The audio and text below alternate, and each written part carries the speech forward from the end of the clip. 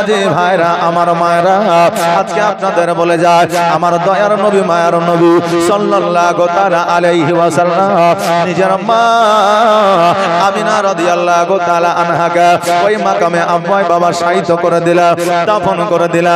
দাফন করে দেওয়ার পরে উম্মে আইমানের সঙ্গে উটের পৃষ্ঠে চাপিয়া মক্কার দিকে রওনা হয়ে গেল। মা বোনেরা জীবনে শুরু হয়ে গেছে, একটু লক্ষ্য করে শোনেন। আমার নবীজি উম্মে আইমানের সঙ্গে মক্কার দিকে রওনা হয়ে গেল। এবার মক্কায় যখন পৌঁছে গেলে, মক্কায় পৌঁছে যাওয়ার পরে লক্ষ্য করে দেখছে যেন আমার আব্দুল মুত্তালিব রাদিয়াল্লাহু তাআলা আনহু উনি যেন কাবা ঘরে হেলান দিয়ে যেন ডুকরে ডুকরে কান্না করতে আছে। আমার দয়ার নবী মায়ের নবী সাল্লাল্লাহু তাআলা আলাইহি ওয়াসাল্লাম উটের পৃষ্ঠে থেকে লাফ মেরে জাম্প মেরে ছোট্ট ছোট্ট আব্দুল মুত্তালিবের বুকের মধ্যে ঢুকে গিয়া বলতেছে, দাদা গো আজকে আমার মা ইহজগৎ ছেড়ে পরজগৎ গমন করেছে। আব্দুল মুত্তালিব রাদিয়াল্লাহু তাআলা আনহু আমার দয়ার নবী মায়ের নবী সাল্লাল্লাহু তাআলা আলাইহি ওয়াসাল্লামকে বলে, হে মুহাম্মদ আজকে নয়, যেই দিন মা আমিনা রাদিয়াল্লাহু তাআলা আনহা আমার বাড়ি থেকে বার হয়ে গেছে, আমি সেই দিনই বুঝে গিয়েছি আমিনা আর বাড়ি ফিরে আসবে না। কেন না? আমার বেটা আব্দুল্লাহ জীবনে কোনোদিন ব্যবসা বাণিজ্যে যায় না, যেই ব্যবসা বাণিজ্যে গেল আর ফিরে আসলো না।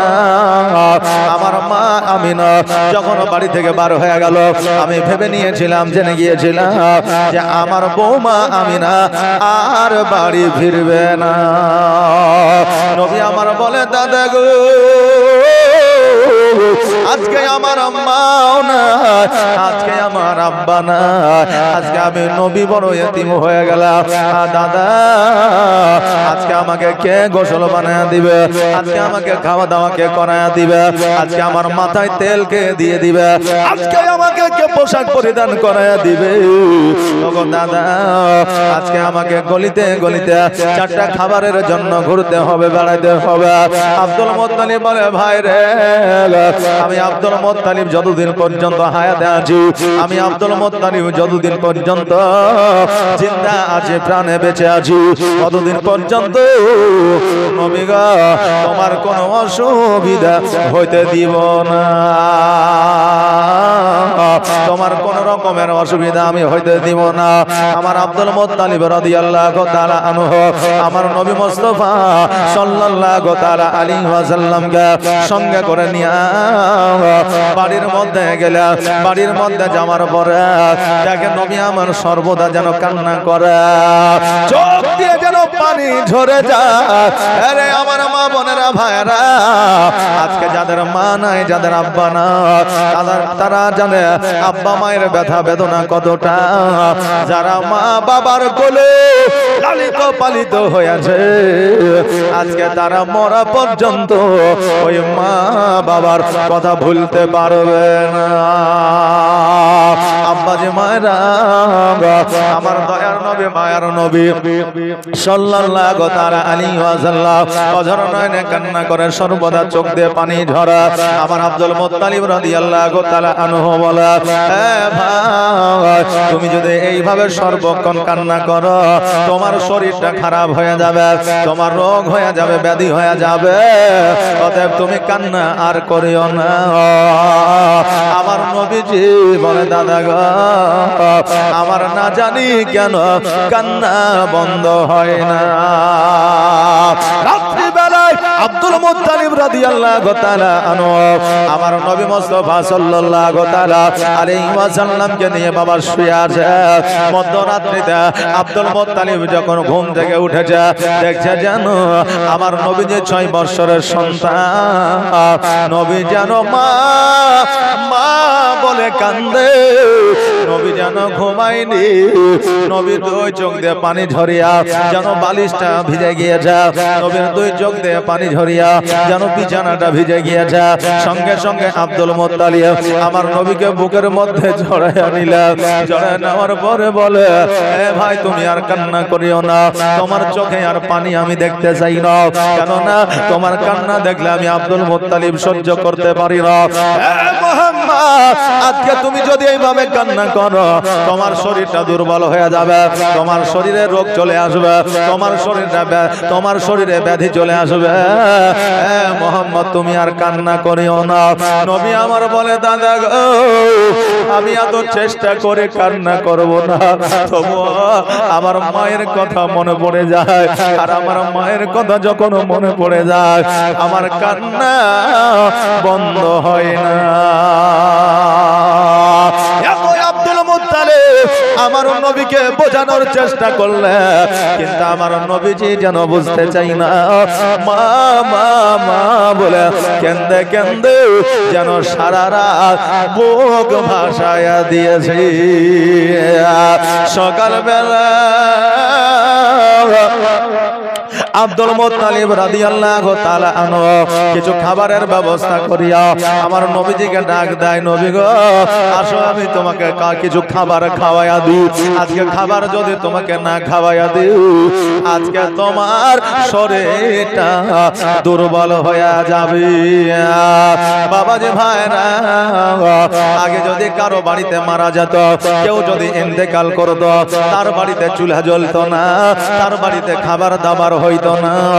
আজকে তার বিবিকে, তার সন্তানকে, তার স্বামীকে, তার ভাইকে, তার বোনকে, তার মা বাবাকে গ্রামের মানুষ বুঝাইয়া খাওয়া দাওয়া করাইতো। আর এখন বর্তমান বাবা আমরা আপডেট হয়েছি, এখন মারা গেলে মোবাইলে 2খানা 4খানা ছবি তুলে নিলাম, কান্না তো দূরের কথা, 1 ঘন্টা পার হইলে গোস্ত দিয়ে ভাত রান্না করে খাইলাম। বাবা যে ভাইরা, আমরা এমন আপডেট হয়েছি রে বাবা, যে আপডেটে আমাদের কোনো লাভ হচ্ছে না। আমাদের এমন আপডেট হতে হবে যে আপডেটে আমরা মুমিনত্ব অর্জন করতে পারবো, যে আপডেট হলে মুসলমানের উপকার হবে, যে আপডেট হলে জনসাধারণের ভালো হবে, যে আপডেট হলে আজকে আমাদের যে সামনে প্রজন্ম আসছে, বাচ্চারা আসছে, তাদের ভবিষ্যৎটা ভালো হবে। কিন্তু আমরা এমনই আপডেট রে বাবা, আমরা পোশাকে আপডেট হয়েছি, মোবাইলে আপডেট হয়েছি।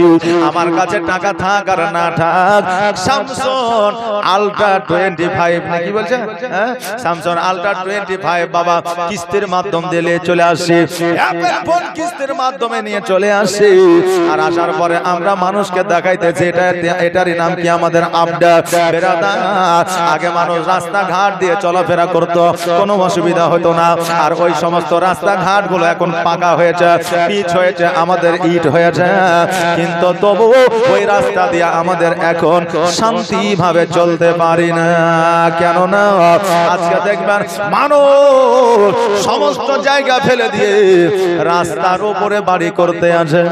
খারাপ লাগলেও এটাই বাস্তব, রাস্তার উপরে বাড়ি করছে, রাস্তার জায়গাগুলো ঘিরে নিচ্ছে, যত সমস্ত আপনার ময়লা আছে, আবর্জনা আছে, সব কিছু রাস্তার মধ্যে ফেলছে। বেরাদার, এতে মানুষের চলাফেরা অসুবিধা হচ্ছে। দেখবেন রাস্তার উপরে মানুষ দাঁড়িয়ে থাকছে, সরবার কোনো প্রয়োজন মনে করছে না। কিছু মানুষ দেখবে রাস্তার উপরে দাঁড়িয়ে থাকে, আর একটা বাইক মালা যুবক এসে যখন ধাড়াক করে মেরে দেয়, বলবে ধর ওকে, বলে জোরে মেরেছে বাবার, এত জোরে চালাইছিল। কিন্তু ও যে রাস্তার উপরে দাঁড়িয়ে আছে এই চিন্তাটা করলো না। এমন লোক আছে বুঝলেন, বেফালতু লোক, রাস্তার উপরে দাঁড়িয়ে আছে, মোটর সাইকেলের 4 চাকায় হরেন দিচ্ছে, তো উস হচ্ছে না, মাজা করে বেঁকিয়ে দিয়েছে, যাও চলে চলে। আচ্ছা বলেন, মাজা বেঁকিয়ে দিলে গাড়ি চলে যাবে? যে এটা ওর ট্যালেন্ট, মাজা বেঁকিয়ে দিলে গাড়ি চলে যাবে। হ্যাঁ বাবাজি ভাইরা, এই শিক্ষাগুলো আমাদের ইসলামিক শিক্ষা নয়, শরীয়তের শিক্ষা নয়। আমার নবী মুস্তাফা সাল্লাল্লাহু তাআলা আলাইহি ওয়াসাল্লাম রাস্তা দিয়ে চলতে চলতে যখন যাইতেন, রাস্তার উপরে কাটাকোচ পাথর যদি পড়ে থাকতো, আমার নবীজি নিজ হাতে উঠায়া দূরে কোথাও ফেলে দিতেন, যাতে পথের পথিকের কোনো অসুবিধা না হয়। আর আজকে বর্তমানে আমাদের বাড়ির কাটা, জঙ্গলের কাটা আমরা রাস্তার মধ্যে ফেলে দিই। বলেন আমরা এইরকম আপডেট কি চেয়েছিলাম? এরকম আপডেট চেয়ে চেয়েছি না, আমরা যে আপডেট হয়েছে ওই আপডেটে আমাদের কোনো কাজ হয়নি রে বাবা। এই জন্য আজকে আমাদের বাড়িতে, আপনার বাড়িতে যদি কেউ মারা যায়, শোক পালন করতে বলা হয়েছে বাবারা, শোক পালন করতে বলা হয়েছে, বিবিকে বলা হয়েছে, আর আপনার সন্তান সন্তানীকে বলা হয়েছে। কিন্তু কেউ যদি পরিবারে এখন বর্তমানে মারা যাচ্ছে, 1 ঘন্টা 2 ঘন্টা পার হলে ভুলে যাচ্ছে, 2 দিন 3 দিন পর পার হয়ে গেলে 6টা 7টা গরু কাটিয়া খানা দিয়া বাবা 10টা মৌলবি ডাকিয়া আনন্দ ফুর্তি করছে। বাবা আমরা আহলে সুন্নাত ওয়াল জামাতের মানুষ, আপনি জাহরণ করবেন, 40 করবেন, এটা হলো জায়েজ, আপনার কোনো রকমের অসুবিধা নাই। দুয়ার মাহফিল করবে, কিন্তু এই দুয়ার মাহফিল যারা দুয়ায় শরীক হবে তাদেরকেই শুধু ডাকবেন, কারণ এটা দুয়ার মাহফিল, কোন নেতা মন্ত্রীর মাহফিল নয়। আমরা যখন 40 চাহারণ করি, যারা দোয়া করবে না তাদেরকে দাওয়াত দিয়ে দিই। যেগুলো দেখবেন বড় ধনী ব্যক্তি আছে, তাদের বাড়িতে চিঠি ছাপাইয়া যায়, বলি আমার বাড়িতে দুপুর বেলায় যে চারটি খাই আসবেন, আমার মা মারা গেছে, তার জন্য একটু খানার ব্যবস্থা করেছে। কিন্তু ওই হকটা ছিল একটা গরিবের, একটা গরিবকে বললে আসলো না। আর যেই বড় লোকগুলোকে বলে আসলো, তারা দুপুর বেলায় খেয়ে দাঁত খিলাল করে, গোস্তটা খুব ভালো হয়েছিল, আর একটু সিদ্ধ করলে মনে হয় আর একটু জমে যেত, মনে হচ্ছে বাবারে একবারে সে ফিশ খাইতে গেলছে, বুঝলে। এবার এসে সার দিয়ে হাতটা ধুইয়া ও কালিয়াচক বাজারে রাত 11 পর্যন্ত আড্ডা মারছে, হয় ক্যারাম খেলছে, না হয় তাস খেলছে, আর না হয় বাজারে আপনার কোন রকম ভাবে ব্যবসায় যুক্ত হয়ে গেছে বেরাদার, আর দুয়ায় শামিল হইল না। আসলে খাবার উদ্দেশ্যটা কি? উপহার নেওয়া, মাইন নেওয়া, না কিছু নেওয়া? দুয়া, তার উদ্দেশ্য দুয়া। তুমি খেয়ে নিলা, দুয়াই হাজির হলো না, তোমার খাওয়াটা প্রযোজ্য হবে না, কারণ উদ্দেশ্য দুয়ার। এই জন্য তোমাকে ওই দুয়াতে হাজির হতে হবে। হে বেরাদার, আমরা ওই সমস্ত রীতিনীতিগুলো ভুলে গেছি। আসেন বাবা, জীবনে শুধু শোনাই নয়, আজকে ওই জীবনী থেকে আমাদের জ্ঞান নিতে হবে। অনেক বক্তা আছে বাবা শুধু জীবনী অনার্গল করে যায়, কিন্তু আমি যে বক্তব্য রাখি এর মধ্যে কিছু প্র্যাকটিক্যালি কথাবার্তা রাখি। আপনাদের হয়তো অনেকেরই পছন্দ হইতেও পারে, আবার না হইতেও পারে, যে জীবনীর মধ্যে আবার কি ঢুকিয়ে দিচ্ছে, কারণ এগুলোর বাবা প্রয়োজন আছে, এটা আমার মত। বাবাজি ভাইরা, আমার আব্দুল মুত্তালিব রাদিয়াল্লাহু তাআলা আনহু আমার নবীজিকে ডাক দেয়া বললেন, ও মুহাম্মদ, আসো আসো, তোমার জন্য কিছু খাবারের ব্যবস্থা করেছি, তুমি কিছু খাবার খেয়ে না। আমার নবী মুস্তাফা সাল্লাল্লাহু তাআলা আলাইহি ওয়াসাল্লাম ঘর থেকে যখন বাহির হয়েছে, আমার নবীজি চট করে চোখ দুটো বন্ধ করে নিয়েছে, আর চোখ দুটো বন্ধ করে নেওয়ার পরে আব্দুল মুত্তালিব রাদিয়াল্লাহু তাআলা আনহুকে আমার নবীজি বলতেছে, দাদা গো, আমি চোখটা বন্ধ করে নিয়েছি, এর কারণ হইল আমি চোখে দেখতে পাইতেছি না। জোরে বলেন সুবহানাল্লাহ। ওগো দাদা, চারিদিক যেন অন্ধকার অন্ধকার, আমি চোখে যেন কিছু দেখতে পাই না, আমার চোখের জ্যোতি যেন হারায় গেছে। আমার আব্দুল মুত্তালিব রাদিয়াল্লাহু তাআলা আনহু বলে, ও মুহাম্মদ, ও আমার ভাই, আজকে তোমাকে কত বারণ করলাম, কত নিষেধ করলাম, তুমি কান্না করিও না, তোমার শরীরটা খারাপ হয়ে যাবে, তোমার রোগ বালা হয়ে যাবে, অতএব তুমি কান্না করিও না। আজকে তুমি এত কান্না করেছ, চোখের পানি শুকায় গিয়েছে, তোমার মস্তিষ্ক দুর্বল হয়ে গিয়েছে, আজকে তোমার নার্ভগুলো দুর্বল হয়ে গেছে, এই জন্য তোমার চোখের জ্যোতি হারিয়ে গিয়েছে। জোরে বলে সুবহানাল্লাহ। আব্দুল মুত্তালিব রাদিয়াল্লাহু তাআলা আনহু চিন্তা করে, আল্লাহ গো, আজকে যার মা নাই, যার আব্বা নাই, আজকে সেই ছেলেটা যদি বন্ধ হয়ে যায়, চোখের জ্যোতি যদি হারায়া দেয়, এমনি তো আব্বা নাই মা নাই, কার দরওয়াজায় যাবে, কার গলিতে যাবে, আর অন্ধ যদি হয়ে যায়, তার কষ্টের সীমা থাকবে না। এই বলে আব্দুল মুত্তালিব রাদিয়াল্লাহু তাআলা আনহু চিন্তা করা, কার কাছে নিয়ে যাওয়া হয়, কোন ডাক্তারের কাছে নিয়ে গেলে ভালো হবে, কোন হাকিমের কাছে নিয়ে গেলে ভালো হবে। আমার নবী মুস্তাফা সাল্লাল্লাহু তাআলা আলাইহি ওয়াসাল্লামকে কোন হাকিমের কাছে নিয়ে গেলে ভালো হবে, এই চিন্তা করতে আছে। হঠাৎ করে আব্দুল মুত্তালিব চিন্তা করলেন, আল্লাহ গো, একজন হাকিম আছে, একজন ওঝা আছে, যার কাছে নিয়ে গিয়ে একবার পরামর্শ নিয়ে আসি। আমার নবী মুস্তাফা সাল্লাল্লাহু তাআলা আলাইহি ওয়াসাল্লামকে নিয়ে গেলেন। নিয়ে যাওয়ার পরে ওই হাকিমের কাছে যেন আমার নবীজিকে বসাইলেন। আর বসানোর পরে ওই হাকিমকে বলতেছে, শোনো গো, আজকে এই বাচ্চাটির চোখের জ্যোতি হারিয়ে গিয়েছে, চোখে দেখতে পায় না, মায়ের জন্য এত কান্না করেছে, আজকে চোখের পানি শুকিয়ে গেছে, নারগুলো দুর্বল হয়ে গেছে, মস্তিষ্ক দুর্বল হয়ে গেছে, এই জন্য চোখে দেখতে পাই না। এর জন্য কিছু ট্রিটমেন্ট আছে কিনা, এর জন্য কোনো ওষুধ কোনো দাওয়া আছে কিনা? ওই পুরোহিত বলতেছে, ওই হাকিম বলতেছে, ওই ওঝা বলতেছে, এই আব্দুল মুত্তালিব এত সুন্দর এত নূরানিময় চেহারাওয়ালা সন্তান মক্কা নগরে এর আগে কখনো কোনোদিন দেখি না। এই বাচ্চাটার নাম কি একবার বলো? বলে এই বাচ্চাটির নাম হলো মুহাম্মদ। আর যেমনই বলেছে মুহাম্মদ, ওই ওঝা যেন চমকে উঠেছে, বলে এই বাচ্চাটির নাম কি মুহাম্মদ? বলে হ্যাঁ। বলে এর বাবার নাম কি আব্দুল্লাহ? বলে হ্যাঁ। বলে এর মায়ের নাম কি আমিনা? বলে হ্যাঁ। আব্দুল মুত্তালিবকে বলে, আব্দুল মুত্তালিব এই বাচ্চাকে এই জায়গা আর বেশিক্ষণ রাখিও না, কারণ মক্কা নগরে এই বাচ্চার এত দুশমন আছে, যে কোনো মুহূর্তে একে কতল করে দিতে পারে, যে কোনো মুহূর্তে একে শহীদ করে দিতে পারে। এই জন্য এই জায়গায় আর না রাখিয়া একে তোমার বাড়িতে জলদি করে নিয়ে যা। আব্দুল মুত্তালিব বলল, কেন? বলে এই বাচ্চাটির নাম হলো মুহাম্মদ, আসমানি নাম হলো আহমদ, এর বাপের নাম আব্দুল্লাহ, মায়ের নাম আমিনা। আমি তাওরাত 3 দিন জুবুরে পড়েছি, এমন একটা ধর্ম নিয়ে আসবে যেই ধর্মটার নাম হবে ইসলাম ধর্ম, ইসলামের প্রচার ও প্রসার করবে।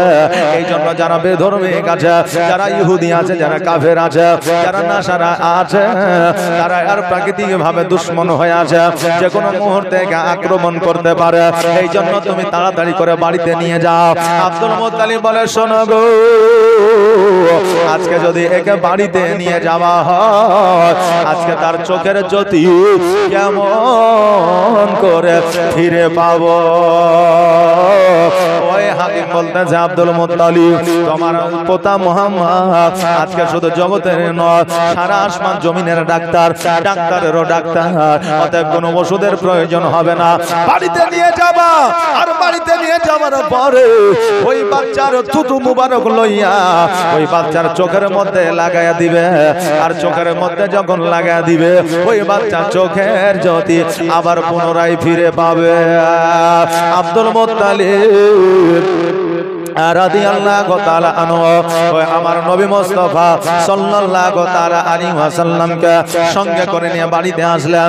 বাড়িতে আসার পরে আমার নবী মুস্তাফা সাল্লাল্লাহু তাআলা আলাইহি ওয়াসাল্লামকে দাঁড় করায় দিলেন। আর দাঁড় করায় দেওয়ার পরে আমার নবী মুস্তাফার থুতু মুবারক নিয়ে আমার নবী মুস্তাফার চক্ষু মুবারকে লাগায়া দিলেন। আর চক্ষু মুবারকে লাগায়া দেওয়ার পরে বলে, মুহাম্মদ এবার আস্তে আস্তে তোমার চোখটা খোলো। আমার নবীজি যখন ধীরে ধীরে আস্তে আস্তে চোখ দুটো যখন খুললে, খোলার পর আমার নবীজি বলতেছে, ওগো দাদা যাও, আমি মুহাম্মদ বলতে আছি, আমি চোখে যেমন আগে দেখতেছিলাম, খোদার কসম করে বলি এখন তার চাইতে দ্বিগুণ ভালো দেখতে পাই। জোরে বলুন সুবহানাল্লাহ। বেরাদার, আমার নবীর থুতুর পাওয়ার যদি এত হইতে পারে, আমার নবীর পাওয়ার কত ছিল? আব্দুল মুত্তালিব রাদিয়াল্লাহু তাআলা আনহু বলে, ভাই মুহাম্মদ তুমি আর কান্না করিও না, চোখের পানি ফেলাইও না। আজকে তুমি যদি কান্না করো, তোমার চোখের যদি এবার হারায়া যায়, আর হয়তো ফিরে পাওয়া যাবে না। অতএব তুমি আর কান্না করিও না, তুমি চিন্তা করিও না। আমি আব্দুল মুত্তালিব যতদিন পর্যন্ত বেঁচে আছি, হায়াতে আছি, ততদিন পর্যন্ত তোমার কোনো অসুবিধা হইতে দিব না। আমার দয়ার নবী, মায়ার নবী সাল্লাল্লাহু তাআলা আলাইহি ওয়াসাল্লাম বলে, দাদা গো, আমার মা সর্বদা যেন আমার চোখের সম্মুখে আছে। আমার মাকে এত স্মরণে আসে, এত মনে পড়ছে যে আমার মাকে একটা সেকেন্ডের জন্য আমি নবী যেন ভুলতে পারছি না। তোমার স্মৃতি আজ বারে বারে কেন যে পড়ছে মনে, তোমার মায়াবী মুখটা মাগো ভাসে শুধু দুনয়নে, ভাসে শুধু দুনয়নে। তোমার স্মৃতি আজ বারে বারে কেন যে পড়ছে মনে, তোমার মায়াবী মুখটা মাগো ভাসছে শুধু দুনয়নে, ভাসছে শুধু দুনয়নে। মা ও মা, ফিরে কি আর আসবে না, দেখা কি আর হবে না। আদর সোহাগের ভালোবাসায় ভরিয়ে দিতে মাগো তুমি আমার, আজ তুমি কোথায় হারিয়ে গেলে, আজ তুমি কোথায় হারিয়ে গেলে, একবার কি আমায় পড়ে না মনে, তোমার স্মৃতি আজ বারে বারে কেন যে পড়ছে মনে, তোমার মায়াবী মুখটা মাগো ভাসে শুধু দুনয়নে, ভাসে শুধু দুনয়নে। মা ও মা, ফিরে কি আর আসবে না, দেখা কি আর হবে না। আল্লাহুম্মা সাল্লি আলা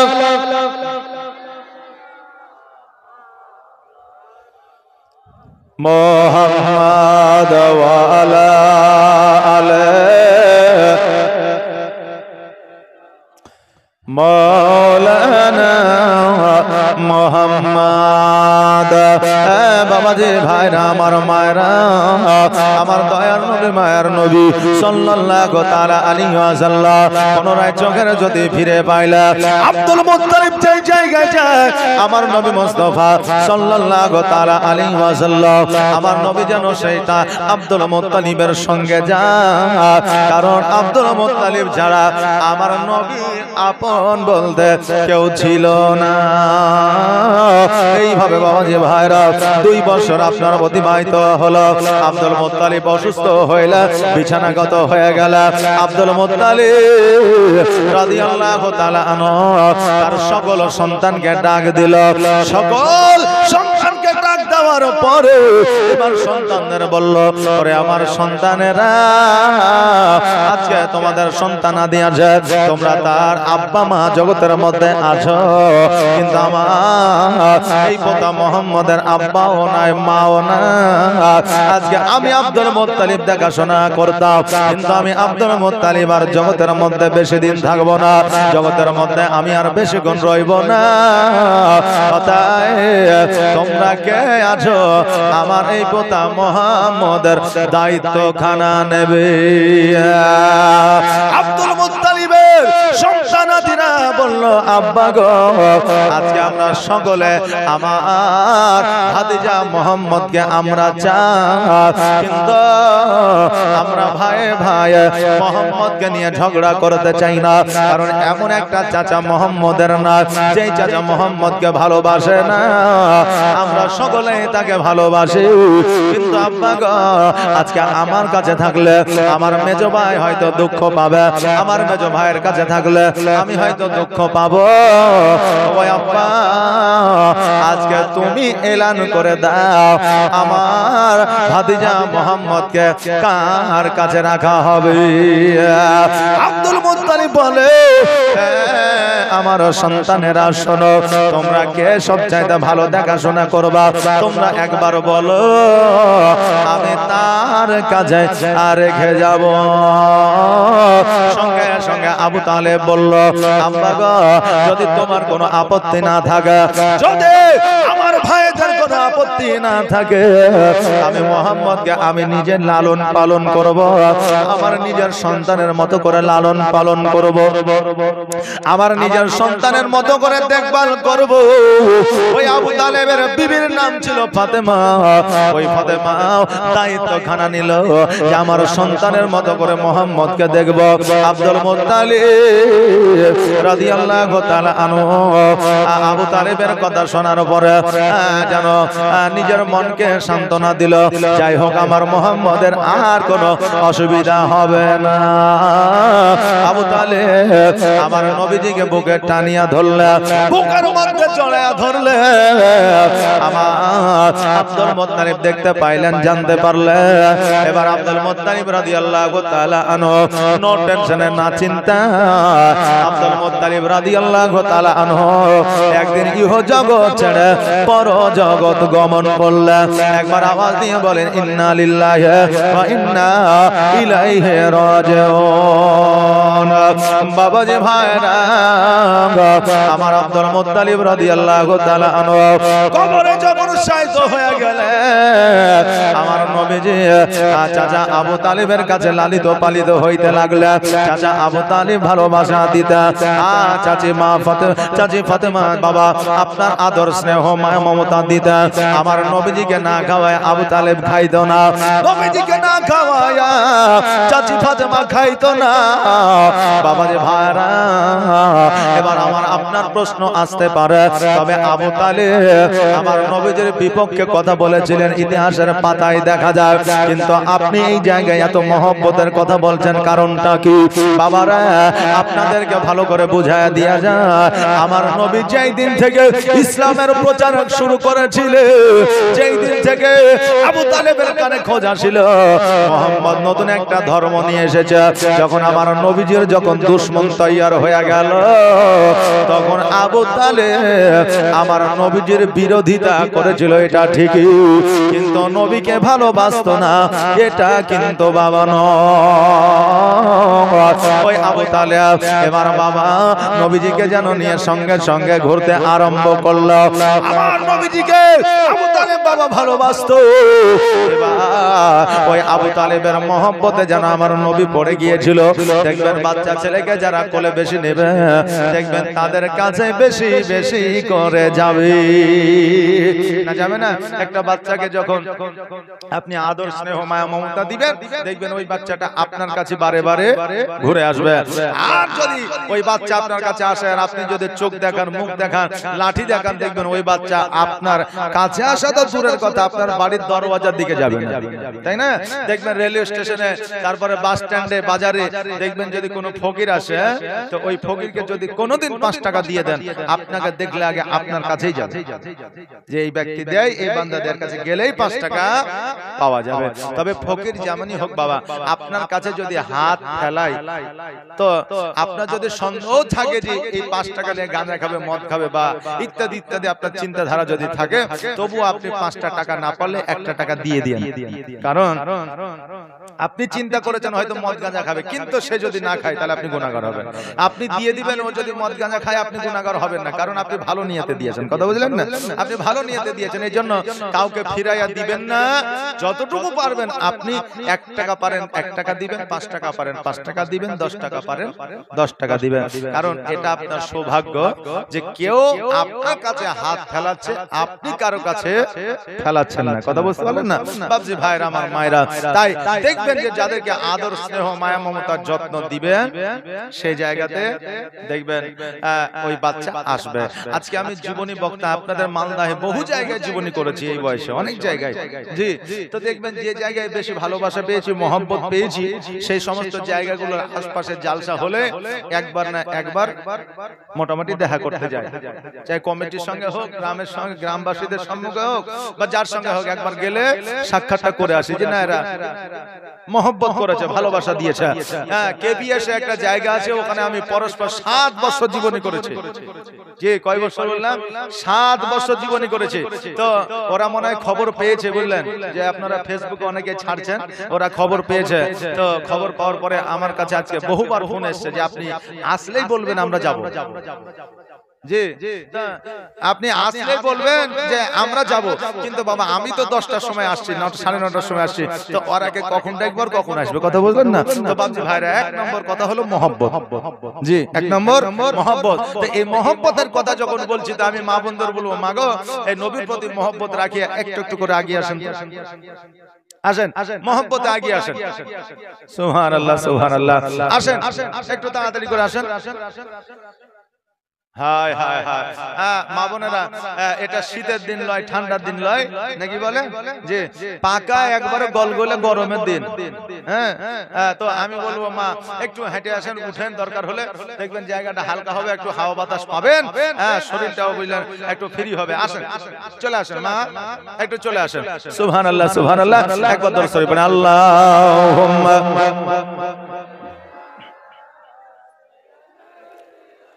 মৌলানা মুহাম্মদ ওয়ালা মৌলানা মুহাম্মদ আল্লাহুম্মা সাল্লি মৌলানা মুহাম্মদ ওয়ালা আলা সাইয়্যিদিনা মুহাম্মদ। এই দেখেন মা বোনেরা শুধু সামনের দিকে একটু আগে এসেছে, পেছন আপনার পেছনে কেউ একটু আগায়নি, একটু হিলা লড়াও করেনি। জি, শুনেছি যে মা বোনেরা একটু হিল ছুটা হয়, জি, কিন্তু প্রকাশ্যে দেখতে পাওয়া যাচ্ছে নাকি? জি, না এমনি আমার মায়েরা ভালো, জি, একটু হয়তো হিংসা করলে একটু ননদের সাথে করে, তাই বলে আপনার আমার সাথে করবে না বা অন্য কারোর সাথে করবে না। জি, এদের ননদে আর ভাবিতে যে কি দুশ্মনী আছে এতে আল্লাহ মালিক জানার, ওরাই জানে, বুঝলেন? হ্যাঁ, আর আজকাল বুঝলেন এই সিরিয়ালেও বুঝলেন এই ননদ আর এই দেখেন ভাবিতে সারা দিন আপনার সিরিয়াল করছে। আমার মা বোনেরা দেখা আইলছে না, কথা বললেন না? সুবহানাল্লাহ, জাযাকাল্লাহ, মাশাআল্লাহ, বারাকাল্লাহ। এই মা বোনেরা একটু এগিয়ে আসেন তো, চলে আসেন, আমার কথাটা শুনেন, আসেন। আল্লাহ আপনার ভালো করবে, আল্লাহ আপনার বালা মুসিবত দূর করবে। সুবহানাল্লাহ। এই দেখেন উঠে আগিয়ে আসতে বলে রাগ করে পালিয়েছে নাকি? সুবহানাল্লাহ। মা বোনেরা পালায় না, আসেন একটু আগে আগে চলে আসেন। সুবহানাল্লাহ। আর একবার মুহাম্মদ ও দরুদ পড়েন, জীবন শুরু হয়ে যাবে। আল্লাহুম্মা সাল্লি আলা মাওলানা মুহাম্মদ ওয়ালা মাওলানা মুহাম্মদ। বাবাজি, আমার ভাইরা, আমার দয়ার নবী, মায়ের নবী সাল্লাল্লাহু তাআলা আলাইহি ওয়াসাল্লাম বলে, চাচা গো আপনার সঙ্গে ঘুরে ঘুরে আপনার সঙ্গে বেড়াইয়া তবে আমাদের মতো ঘোরাঘুরি নয়। আমাদের যে বাচ্চারা ঘোরাঘুরি করে, আমরা চাচা আইপিএল দেখে তো ভাতিজাও চলে গেছে, বুঝলেন না? চাচা আইপিএল দেখে তো ভাতিজাও চলে গেছে। এখন চাচার সঙ্গে বসে থেকে থেকে ভাইপো আইপিএল খেলাও দেখা শিখে গেছে। কি বললেন? ঈদের পরের দিন, আমার ঈদের পরের দিন থেকে জালসার দাওয়াত ছিল আপনাদেরই, কিন্তু সেটা 2 তারিখ করেছেন আপনারা। তো 2 তারিখ ভালো হয়েছে, কারণ যদি ঈদ যদি আবার 1 তারিখ একবার কাম দেয়া বারবার যদি ডিস্টার্ব হয়ে যায় তাহলে অসুবিধা হয়ে যায়। ব্রাদার, আপনাদের এখানে 2 তারিখ থেকে আপনার জীবন এলা হয়েছে, যদি 1 তারিখ ঈদ হয়ে যায় তো তাহলে গন্ডগোল হইতো না। এই জন্য 2 তারিখ থেকে এটা ঠিকই আছে। পরবর্তী জালসার ডেট গুলো উলট পালট হয়ে যায়। তো এবার বুঝলেন 31 তারিখে ঈদ হইলো, আর 1 তারিখে রাত্রিবেলায় একটু মিসেসকে নিয়ে একটু ঘোরাঘুরি করে আসলাম। মানে আমাদের ঘোরাঘুরি তো আর ওই বহরমপুর আর আপনার বড় বড় শহরে নয়। বিবিকে বললাম চলো ঈদের দিন তো ঘোরা হয়নি, তো এক কাজ করো, চলো রেস্টুরেন্টে যে তোমার যেটা পছন্দ হবে সেটা খাইবে। মানে মাঝে মধ্যে বিবিকে নিয়ে ঘোরা হয়েছে সুন্নাত, তাই বলে বেপরদা হয়ে লয়, কথা বললেন না? নিয়ে গেলাম, খাওয়া দাওয়া করে রাত্রি 10টার সময় আসলাম, বাড়ি ঢুকলাম। বাড়ি থেকে আমাদের মোড়ের বাইরে আসলাম, 5খানা বাচ্চা ছেলে, কারো 10 বছর কারো 12 বছর বয়স, বসে চা খাইছে আর টিভি দেখছে। টিভিতে আবার খেলা চলছে, আজকাল তো চায়ের দোকানে টিভি, বুঝলেন না? তা আমি গিয়েছিলাম যাই হোক গুল আনার জন্য, আমি আবার গুল মাজন করি। তো আমি বলছি আরে তোরা কি করছিস এখানে? তো বলছে কেন? খেলা দেখছি। তো তোরা খেলার কিছু বুঝিস? তো বলছে সবই বুঝি, সবই বুঝি দেবে। আজ পর্যন্ত আমাদের মতো দেখবেন নিউ জেনারেশনের অনেক শিক্ষিত ছেলে আছে যে খেলা তো দূরের কথা, বলই জানে না যে কেমন করে চালাইতে হয়, কথা বললেন না? তো বাচ্চা 11-12 বছরের ছেলেরা আপনার খেলা দেখতে শিখে নিচ্ছে। এগুলো নিউ জেনারেশনের যে বাচ্চাগুলো আছে তাদের দোষ নয়, যারা যুবক আছে তাদের দোষ, কারণ তারা দেখছে, তাদেরকে সহযোগিতা করছে, তাদেরকে সাহস দিচ্ছে, তাই তারা দেখা শিখছে। কিন্তু মা বাপজিদের বলবো, বাচ্চাদের হুঁশিয়ারি করেন, সাবধান করেন, কারণ এমন একটা সময় আসবে যে এই আইপিএল এর মধ্যে ঢুকে গিয়ে যদি জুয়ার নেশা তার লেগে যায় তাহলে তার জীবন বরবাদ হবে। তার হবে তো হবে, তার বিবিরও জীবন বরবাদ হয়ে যাবে, তার সন্তানেরও জীবন বরবাদ হয়ে যাবে, তার মা বাবারও জীবন বরবাদ হয়ে যাবে। এই জন্য সময় থাকতে তোমার সন্তানকে তুমি বাঁচাও। কথাকে বুঝতে পারলেন? সময় থাকতে তোমার সন্তানকে তুমি বাঁচাও। আজকে যাদেরকে বলছি, যারা আইপিএল খেলা দেখছো, যারা জুয়ায় টাকা রাখছো, ব্রাদার, যদি জুয়া খেলে বড় লোক হওয়া যেত, জুয়া খেলে যদি ধনী হওয়া যেত, তাহলে আজকে মানুষ বড় বড় বিজনেস ছেড়ে দিয়ে টাকা নিয়ে আইপিএল এর আড্ডায় বসে থাকতো, নাকি বলেন? বসে থাকতো, কোটিপতি হয়ে যেত। এই জন্য ধ্বংস হয় না, যারা বড় লোক ধনী হওয়া তারা হচ্ছে, তুমি ধনী হতে পারবে না। এটা বিশাল বড় একটা আপনার চক্রান্ত, আপনার কিছু যুবক ছেলেদের ধ্বংস করে দেওয়া। বেরাদার, আমি আপনাদের কথা বলে দিয়ে যাই, আমার নবীজি চাচা আবু তালেবের সঙ্গে ঘোরাঘুরি করেছে, কিন্তু আমাদের মতো আপনাদের মতো ঘুরে না। যখন ব্যবসায় গিয়েছে নবী ঘুরেছে, যখন আপনার কোন জায়গায় কোন জিনিস ক্রয় করতে গেছে আমার নবীজি গিয়েছে। আমার নবী মুস্তাফা সাল্লাল্লাহু তাআলা আলাইহি ওয়াসাল্লাম বলে, চাচা গো, এত আসবাবপত্র নিয়ে, আপনার উট নিয়ে, সমস্ত আপনার জামা কাপড় নিয়ে আপনি কোথায় রওনা দিয়েছেন? চাচা আবু তালেব বলে, ভাতিজা মুহাম্মদ, এইভাবে বাড়িতে বসে থাকলে তো জীবন যাবে না, এইভাবে বাড়িতে বসে থাকলে সংসার চলবে না, এইভাবে বাড়িতে বসে থাকলে অনন চলবে না। এই জন্য আমাদের কাজ হলো, কর্ম হলো দেশ থেকে বিদেশে যাইয়া বাণিজ্য করা। আজকে মক্কা থেকে আমরা মিশরে যাব বাণিজ্য করার জন্য, আর ওই বাণিজ্য থেকে 6 মাস পরে 3 মাস পরে ফিরে আসবো। আমাদের জিনিসপত্র গুলো বিক্রয় হলে ফিরে আসবো, পুনরায় তোমার সঙ্গে সাক্ষাৎ হবে। নবী আমার বলে, চাচা আপনি যদি চলে যাবেন মিশরে ব্যবসা করার জন্য, আমি নবী কার কাছে থাকবো, কোথায় থাকবো? অতএব চাচা আমিও আপনার সঙ্গে বাণিজ্যে যাইতে চাই। আবু তালেব বলল, শোনো রে, রাস্তাঘাটে, পথে আর বাগানে জঙ্গলে কত জীবজন্তু থাকবে, জিন থাকবে, আপনার কত ঘোড়া থাকবে, উট থাকবে। কেউ যদি তোমাকে আক্রমণ করে দেয়, আজকে আমি জবাব দিতে পারবো না, এই জন্য তোমাকে নিয়ে যাওয়া যাবে না। আমার নবীজি বাইনা ধরল, চাচা গো আমি আপনার সর্বদা সঙ্গে সঙ্গে থাকবো, আপনি আপনার কাছ থেকে আমি কোথায় যাব না। অতএব আমাকে ব্যবসায় নিয়ে চলেন, বাণিজ্যে নিয়ে চলেন। চাচা আপনি আমাকে পানি আনতে বলবেন, পানি এনে দেব। আপনি আমাকে জিনিসপত্র যোগাইতে বলবেন, যোগায়া দিব। চাচা গো আপনার কাজে আমি সহযোগিতা করব, আমাকে একটা বার সঙ্গে করে নিয়ে চলেন। চাচা আবু তালেবের বাবা মায়া হইল, দয়া হইল, ফাতেমাকে বলল, বিবি রে আজকে মোহাম্মদকে সাজিয়ে দাও, সুরমা পরে দাও, জামা পোশাক পরিধান করে দাও, আমি তাকে বাণিজ্যে নিয়ে যাব। আমার নবী মুস্তাফা সাল্লাল্লাহু আলাইহি ওয়াসাল্লামকে ব্যবসায় নিয়ে গেল।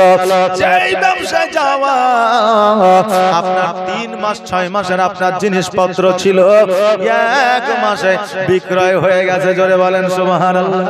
এবার সবকিছু লইয়া একটা গাছের নিচে যেন আরাম করতে আছে, আর আমার নবীজির মুখমণ্ডলের উপরে যেন সূর্যের ছায়া পড়তে আছে। এটা আবু তালেব দেখলো, আর অন্যান্য ব্যবসায়ীরা দেখলো, মক্কার মানুষেরা দেখলো। কারণ আগে বাণিজ্যে গেলে কাফেলার সঙ্গে করে নিয়ে যেত। কাফেলা মানে দলবদ্ধ, যারা দলবদ্ধ হয়ে ব্যবসার জন্য বাণিজ্যের জন্য বিদেশে যায়, সেগুলোকে বাবা কাফেলা বলা হয়। দলবদ্ধ হয়ে এক জায়গা থেকে অপর জায়গা যারা যায় তাদেরকে কাফেলা বলা হয়। এবার সমস্ত মক্কা নগরের মানুষেরা ছিল, সবাই দেখলো আমার নবীজির মুখমণ্ডলের উপরে সূর্যের আলো পড়ছে। আবার চট করে তাকায় দেখছে যেন ওই সূর্যের আলোটা যেন ছায়া হয়ে গেছে। সূর্যের আলোটা পড়ছে ঠিকই, কিন্তু নবী মুস্তাফার মুখমণ্ডলটা ছায়া হয়ে আছে। এরা হতভম্ব হয়ে গেল, অবাক হয়ে গেল। নিশ্চয় জিনেদের আক্রমণ, নিশ্চয় জিনে আক্রমণ করেছে মুহাম্মদকে, কারণ তার নূরানীময় চেহারা, সুন্দর চেহারা। বাবা জিনেদের আক্রমণ, জিনেরা মানুষকে আক্রমণ করে। তাদেরকে দেখবেন যারা নাপাকে অবস্থায় বেশি থাকে, দেখবেন যারা দেখতে সুন্দর হয়, ভালো হয়, দেখবেন যারা আপনার তরু ও তাজা হয়, যাদের রং বালা কম হয়, দেখবেন জিনেরা তাদেরকে বেশি বেশি করে আক্রমণ করে। তবে সব চাইতে বেশি মহিলাদের আক্রমণ করে, সব চাইতে বেশি মা বোনেদেরকে আক্রমণ করে। কারণ আমার মা বোনেরাই বেশিরভাগে আপনার নাপাকি অবস্থায় থাকে, বেশিরভাগে আপনার কি বলে অপরিষ্কার হয়ে থাকা বেরাদানে মিল্লাত ইসলামিয়া। আর মা বোনেদের ভয় ডর বেশি, এই জন্য জিনেদের আক্রমণও বেশি। এখন হয়তো অত মা বোনদের মধ্যে জিনও নাই, আর জিনেদের অত অত্যাচার এখন আর নাই। আগে বুঝলেন ওই কুল কুড়ানোর জন্য, আম কুড়ানোর জন্য জেলে আপনার ভুলিয়ে চলে যেত, এইগুলো ছিল না? ছিল না, ছিল। কিন্তু এখন ওই সমস্ত কিছু আর নাই। বেরাদার আগে মানুষ সচক্ষে জিন দেখেছে, এখন আর জিন দেখা যায় না। কারণ মানুষই এখন বললেন জিনের মতো কেরামতি শিখে গেছে। তো জিন বলছে আমার আর কাজ কি আছে, যে আমার আর কাজ কি আছে। জিনেরা এখন নিজে নিজের কাজ নিয়ে তারাও ব্যস্ত হয়ে গেছে। মানুষও যেমন ব্যস্ত, তারাও ব্যস্ত। এই মানুষকে জ্বালাবার মতো সময় তাদের কাছে এখন আর নাই। মিল্লাতে ইসলামিয়া কথা হলো যে আবু তালেব মনে করলো নিশ্চয়ই আমার ভাতিজাকে তাহলে জিনে আক্রমণ করে ফেলেছে, এই জায়গায় তাকে রাখা যাবে না। সঙ্গে সঙ্গে আবু তালেব আমার নবী মুস্তাফা সাল্লাল্লাহু তাআলা আলাইহি ওয়াসাল্লামকে কোলে উঠা নিয়ে যায়। এবার কোলে উঠে নামার পরে আমার নবীজির মাথার চুল মুবারক গুলো নাড়তে আছে। তখনও পর্যন্ত আবু তালেব জানে না এলে হলো আখেরি পয়গম্বর মুহাম্মদুর রাসূলুল্লাহ সাল্লাল্লাহু তাআলা আলাইহি ওয়াসাল্লাম। এবার ওই জায়গায় আরাম করতে আছে। কিছু মিশরীয় ব্যক্তি ওই পথ দিয়ে যাইতে আছে, তারাও যেন আরাম করার জন্য বসেছে। দেখবেন গরমের দিনে, রোদ্রের দিনে রাস্তার ধারে গাছপালা দেখতে পাইলেও অনেক মানুষ বিশ্রাম নেওয়ার জন্য বসে যায়। মিশরীয় ব্যক্তিরা বসে বসে আছে। এবার জিজ্ঞাসা করে তোমরা কে গো, কোথা থেকে এসেছো? বলে আমরা মক্কা থেকে এসেছি বাণিজ্য করার জন্য। বলে বাচ্চাটিকে? বলে বাচ্চাটা হলো আমার ভাতিজা। বলে এত সুন্দর নুরানিময় চেহারা কোলের মধ্যে নিয়ে বসে আছো। বলে আজকে তাকে জিনে আক্রমণ করেছে। বলে বাচ্চাটির নাম কি? বলে বাচ্চাটির নাম হলো মোহাম্মদ। দেখবেন যে বাচ্চাগুলো দেখতে ভালো হয়, সুন্দর হয়। দেখবেন অনেকে গাল ধরে, নাক ধরে, কপাল ধরে, চুল ধরে, মাথায় হাত বুলায়া, কান ধরে, দেখবেন হাতখানা ধরে আদর করে। আহার সোনামণি বলে বলে না বলে। এবার ওই আমার নবীজিকে আপনি আদর করতেছে আর বলতেছে বাচ্চাটির নাম কি? বলে মোহাম্মদ। বলে বাপের নাম কি? আব্দুল্লাহ। বলে হ্যাঁ। বলে মায়ের নাম কি? আমিনা। বলে হ্যাঁ। মিশরীয় ব্যক্তিগণ বলতেছে আবু তালিব আর দেরি করিও না। বলে কেন? বলে তাওরাত ইনজিল জুবুরে আমরা পড়েছি, অনেকে দেখেছে মোহাম্মদ নামে একজন বালক আসবে, ইসলামের প্রচার প্রসার করবে, আর আজকে অন্যান্য ধর্মের মানুষেরা ইসলামের মধ্যে দাখিল হয়ে যাবে। এই জন্য আজকে তারা সংগঠিত করেছে, আন্দোলন করেছে, আজকে তারা একত্রিত হয়েছে যে মোহাম্মদকে দেখতে পাইলে কতল করে দিতে হবে, যাতে ইসলামের প্রচার প্রসার না করতে পারে। এই জন্য বলি আর দেরি করিও না, জলদি করে তোমরা তোমাদের দেশে ফিরে যাও। আবু তালেব বলে তোমরা কি বলছো? এইগুলো তো ফালতু কথা। আমার ভাতিজার আব্বা নাই, মা নাই, আমার ভাতিজা এখনো পর্যন্ত ভালো মন্দ কিছু বোঝে না, আর তোমরা এই কথা কেন বলতে আছো? এবার ওর মধ্যে কিছু মানুষ আমার নবীজিকে আক্রমণ করার চেষ্টা করলো। আবু তালেব আমার নবীজিকে বাঁচায়া সঙ্গে সঙ্গে ওই জায়গা থেকে বাড়ির দিকে রওনা হয়ে গেল। নবীজিকে বাড়িতে নিয়ে আসলে, নিয়ে আসার পরে আবু তালেব কোনো গুরুত্ব না দিয়া আমার নবী মুস্তাফা সাল্লাল্লাহু তাআলা আলাইহি ওয়াসাল্লামকে লালিত পালিত করতে আরম্ভ করলেন। নবী আমার যখন 18 বছরের যুবক হইল, চাচা আমির হামজা রাদিয়াল্লাহু তাআলা আনহু যেন সঙ্গ নিল। আমির হামজা আমার নবীজির চাচা ছিল, তবে বেরাদার অনেক জীবনের মধ্যে বলে চাচা আমির হামজা আমার নবীজির অভিভাবক ছিল। না না না, সেই সময় চাচা আমির হামজা আমার নবীজির আপনার অভিভাবক ছিল না, কারণ তখনও আমার নবীজি আবু তালেবের আইতেই ছিল। চাচা আমির হামজার কাছে যেতে আমার নবী পছন্দ করতো। জোরে বলেন সুবহানাল্লাহ।